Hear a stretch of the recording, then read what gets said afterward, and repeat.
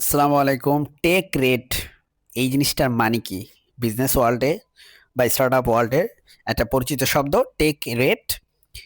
এটির মানে হচ্ছে আপনারা দেখতেই পাচ্ছেন এখানে যখন কমিশন কাটা হয় কোন একটা সেবার জন্য, এটা হচ্ছে টেক রেট।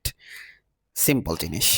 একটি প্ল্যাটফর্ম বা কোম্পানি বা সেবা প্রদানকারী যখন কোনো লেনদেনের উপর কমিশন কাটে, সেই কমিশনের শতাংশই হচ্ছে টেক রেট। উদাহরণ না দিলে বুঝবেন না। এখানে একটা সুন্দর উদাহরণ দেওয়া আছে, দেখেন। ধরুন আপনি একটি অনলাইন মার্কেট প্লেস যেমন দারাজে ধরেন যে আপনি একটা পণ্য বিক্রি করলেন ১,০০০ টাকা।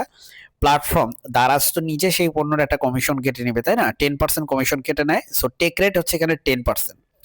তার মানে ১,০০০ টাকায় ওই পণ্যটার দারাজ পাবে হচ্ছে ১০০ টাকা, আপনি পাবেন ৯০০ টাকা পণ্য বিক্রি করে।